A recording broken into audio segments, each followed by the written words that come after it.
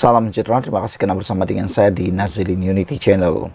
Ini berita terburuk yang kita terima untuk Tun Mahathir, Mukriz dan juga Parti Pejuang. Baru-baru ini Mukriz menyatakan minat untuk bekerjasama dengan GRS untuk PRN Sabah, dan dilihat Pejuang terdesak untuk mencari kerjasama dengan parti-parti politik. Selepas gagal dalam pilihan raya yang lepas, sehingga tiada satu pun parti mereka kursi yang mereka menangi, dan lebih teruk lagi telah kehilangan wang pertaruhan atau wang deposit, dan ini menyebabkan mereka sukar untuk bangkit semula.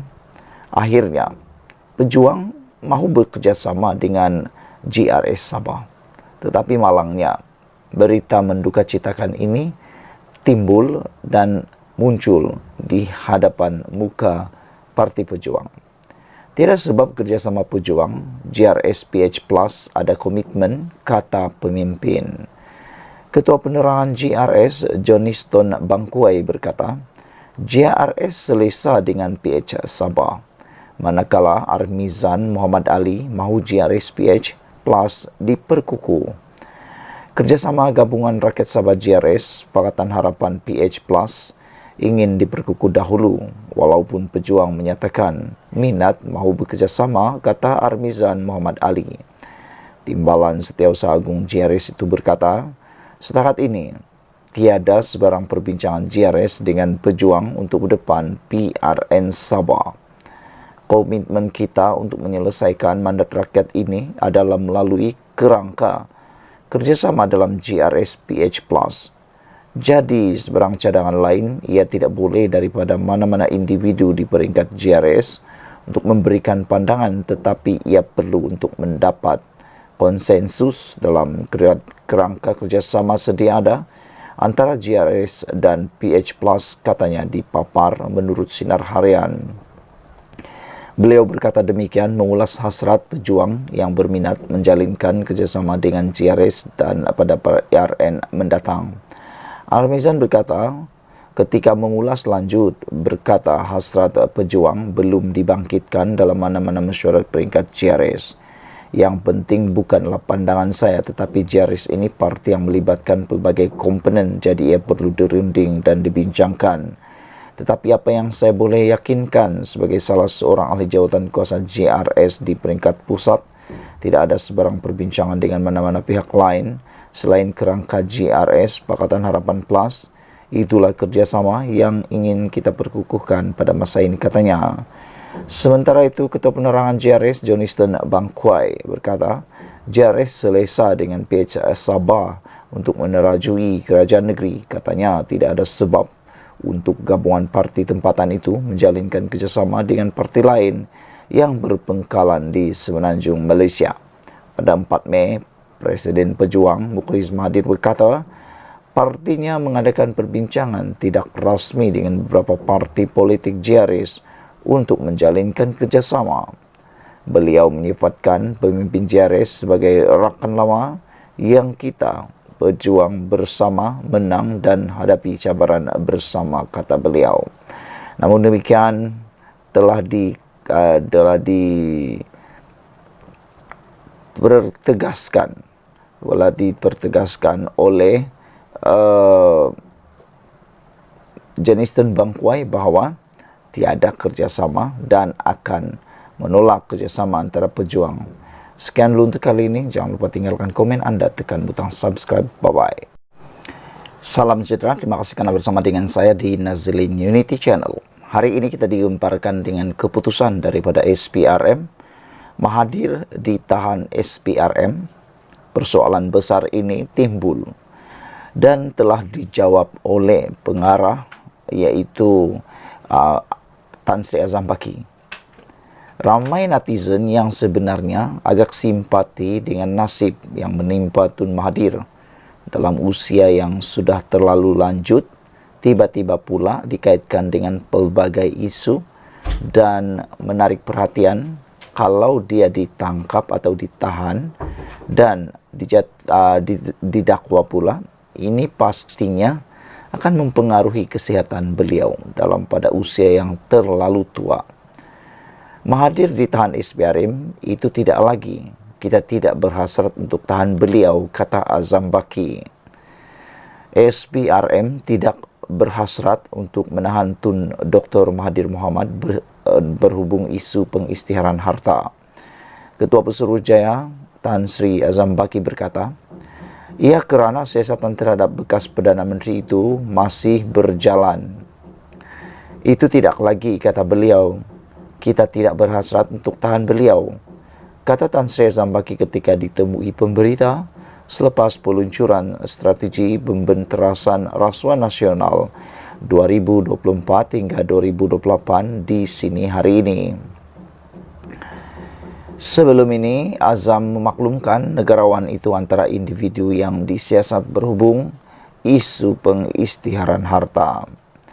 Ekoran penyiasatan itu, kedua-dua anaknya juga diberi notis untuk mengisytiharkan harta dalam tempoh yang dinyatakan dalam notis di bawah Seksyen 36 Akta SPRM 2009.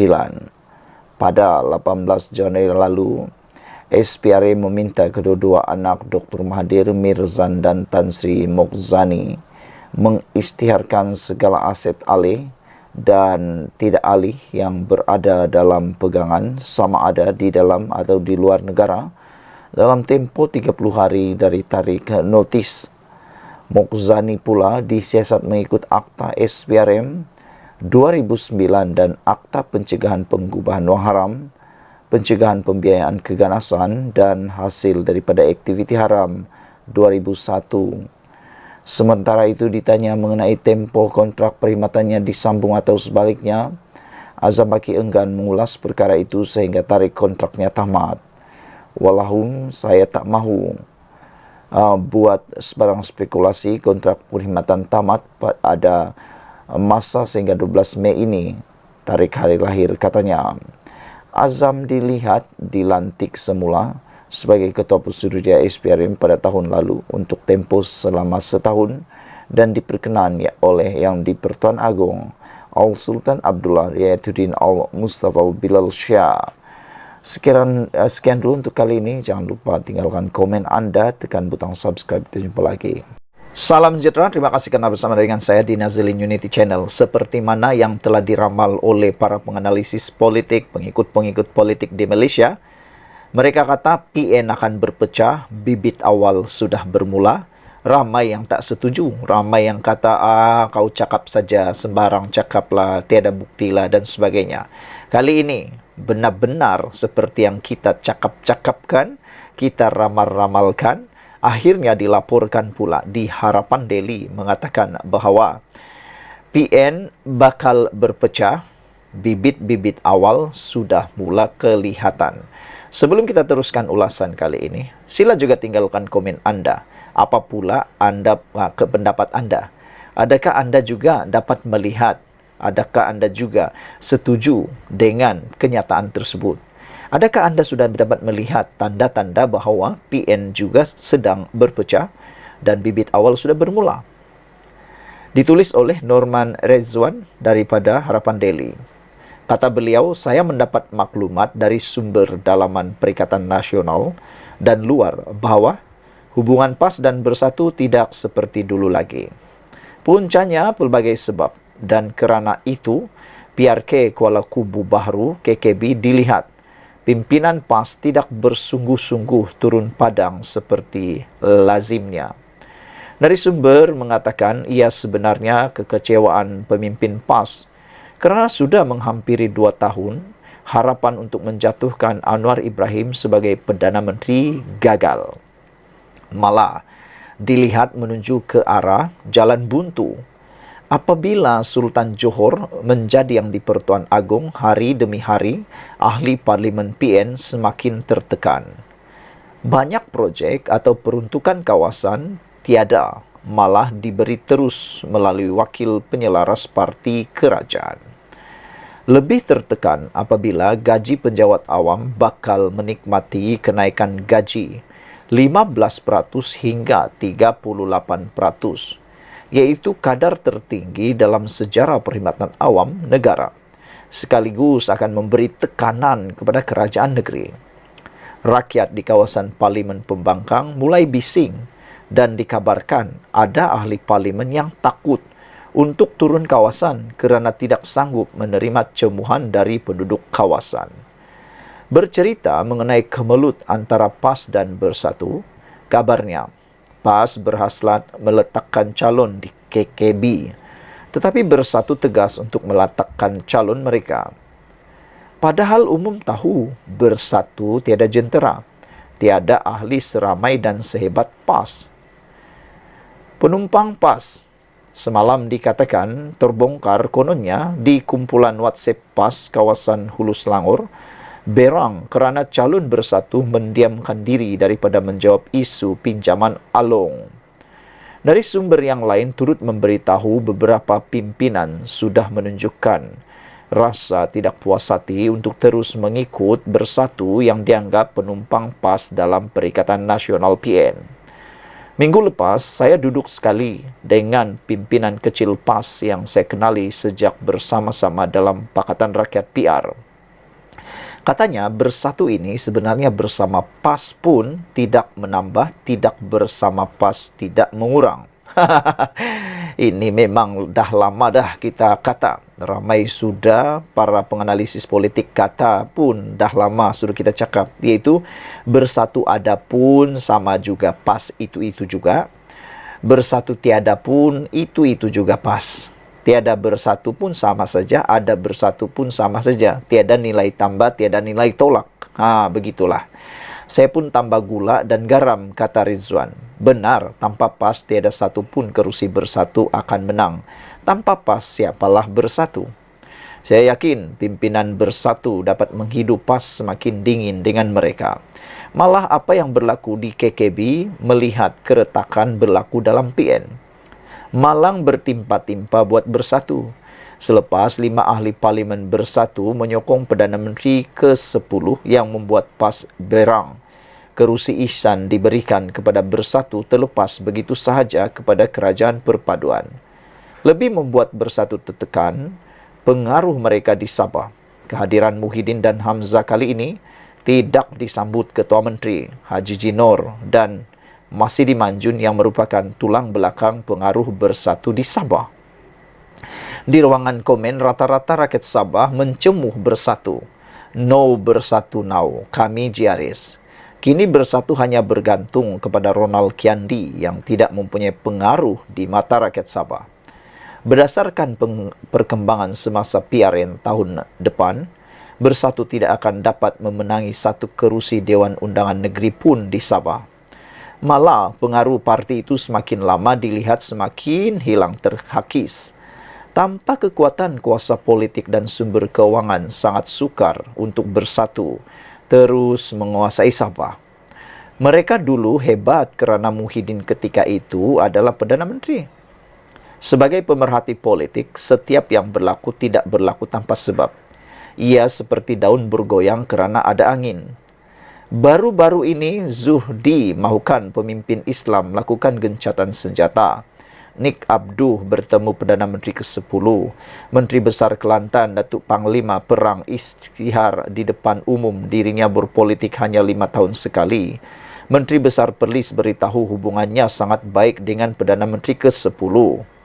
Terbaru, yang paling mengejutkan pemerhati politik maupun penyokong PAS apabila Panglima Perang PAS, iaitu Sanusi, di khalayak umum memohon maaf kepada Perdana Menteri ke-10.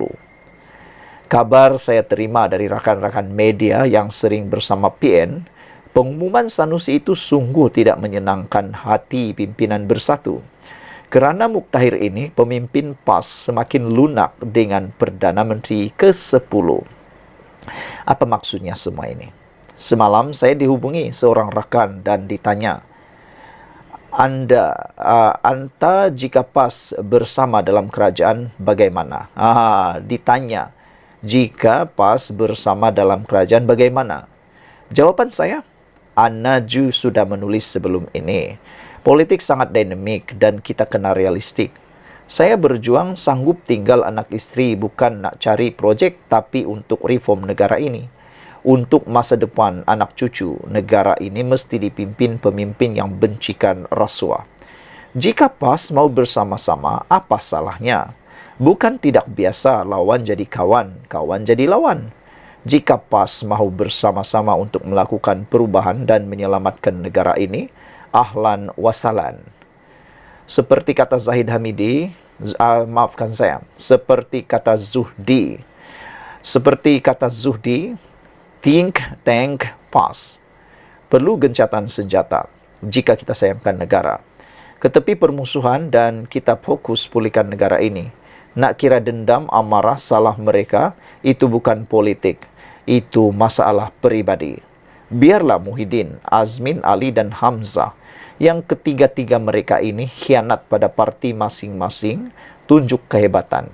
Kita mahu tengok di mana kekuatan bersatu tanpa PAS.